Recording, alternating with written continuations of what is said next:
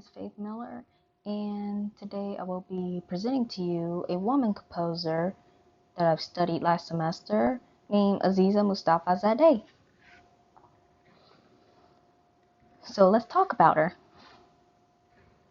She was born in Baku, Azerbaijan, which is in the Middle East, in December the 19th, 1969. And the kind of music she composes is ethno jazz classical. So it's a type of jazz fusion where she took jazz and combined it with this traditional Azerbaijani folk music style called mugam. Her instruments are piano and voice, and she currently lives in Germany. So when she was 3 years old, she studied classical piano, and she was taught by her father, which is Vagif Mustafa Zadeh. He's a jazz legend. She's very enthusiastic about music by Bach and Chopin, and she's passionate about improvising. Excuse me. She moved to Germany in 1991 and released her first album there.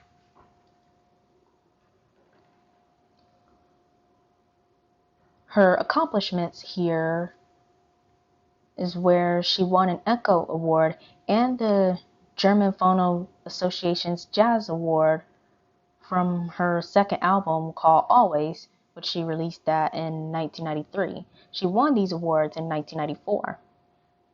And also when she was 17 years old, she competed in the Thelonious Monk piano competition in Washington, D.C. So that was pretty much her first time performing in America. So what happened in the Azerbaijani culture, jazz music expanded worldwide during the time Aziza was born. So like around the 1960s was when jazz fusions were introduced in America, where jazz artists would take music from outside of America, any kind of cultural folk music, and then combine it with jazz. And that's one of the ways that jazz music started expanding worldwide. Improvisation is traditionally how to make Azerbaijani folk music, which is mugam. Vagif, which is her father, he's known as the founder of the Azerbaijani mugam jazz movement. It evolved in the 1960s and 1970s, again, the same time that jazz music expanded worldwide and jazz fusions were introduced. Whenever she attempted to write her music, she doesn't have much patience for herself due to her being used to improvisation, so she only published her recordings through the audio. However, a few music editors in the United Kingdom transcribed and published her music by scores. Her father died on stage at the end of his performance, and this happened around the 1970s, so she was pretty much a teenager at that time. The Soviet Union system was behind her father's death, according to her autobiography. And basically, Azerbaijan was governed under the Soviet Union system from 1922 to 1993. What had happened there was that they scheduled his tour on a Muslim religious day called Ashura. That is a day of mourning Imam al-Hussein. He died as a result of a heart attack, and all that was due to stress from touring back to back to back to back to back, and they were constantly being scheduled on the wrong dates. So like, for example, when he was getting ready to go home from his tour, which took place in his own country, somebody else promoted him to perform in Finland. I hope I pronounced that word right. I hope I pronounced it right. It was a day after that they wanted him to perform there. So that's an example of how he was having tours from back to back to back to back to back.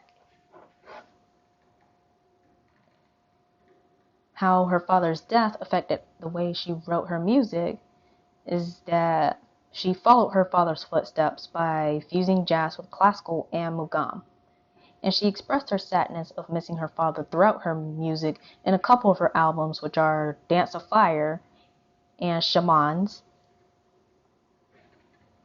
What makes Aziza unique is that she embraces her cultural roots throughout her music and fills her music with vulnerability.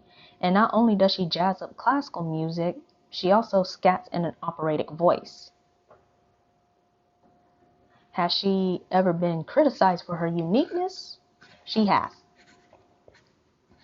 Her first cover album has received some negative critiques because they were accusing her of being naked at all. But according to her autobiography, she wasn't naked at all. She was pretty much intending to dress as a mermaid, and she was demonstrating her view of mermaids, which she sees them as vulnerable, and she wanted her audience to know that her first album will be full of vulnerability because she wanted them to get to know her as a person. A music piece I chose from her is Melancholic Princess. This is from her album called Shamans, which was released in 2002. And this music piece is in a style of contemporary Baroque music fused with jazz and hints of mugam. Behind this music piece. So, before I go deep in detail about this music piece, I want to mention that there has been questions remaining to how she identifies in the modern jazz scene. And as I have mentioned before, she has toured in America before. So like she was known, how she identified in the modern jazz scene in America is that she was considered a princess of jazz fusion. So she took princess in her part of the title. The melancholic part is because she was mourning her father's death. So this piece therefore was in dedication to her father. And the texture for this piece is relaxing and grieving. The performance practice within this piece, Aziza isn't patient with herself to practice, so she doesn't always perform this piece the way she originally recorded it through audio. And again, she's used to improvising, so like anytime she performed this piece live on tour, it would sound completely different from her recording. So therefore, this piece isn't meant to be performed the way it was originally written, despite the fact that it is transcribed by Nicola Morali, who's one of the music editors from Italy. Now, the music analysis here, what to hear out for in this piece is a 3/2 time signature, which is the most common used time signature in the Baroque era and the Renaissance era. The tempo is adagietto, so it's pretty much slow but steady. And the sounds here are the syncopation of a harpsichord in the key of G minor and a syncopation of a tar, which is a Middle Eastern lute, in the key of B flat major. And the chords here are 6th, 7th, 9th, diminished, and augmented, which you'd hear that in jazz music. And here's a video of me performing this piece. I will play a portion of this video.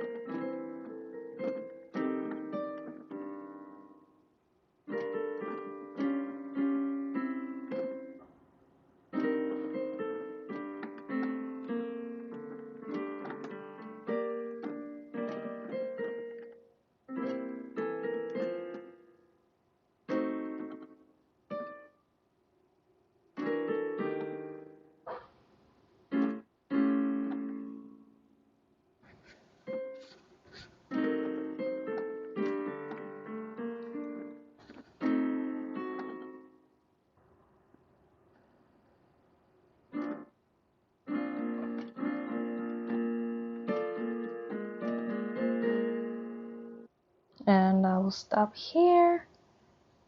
Thank you so much for watching, and I hope you enjoyed this presentation.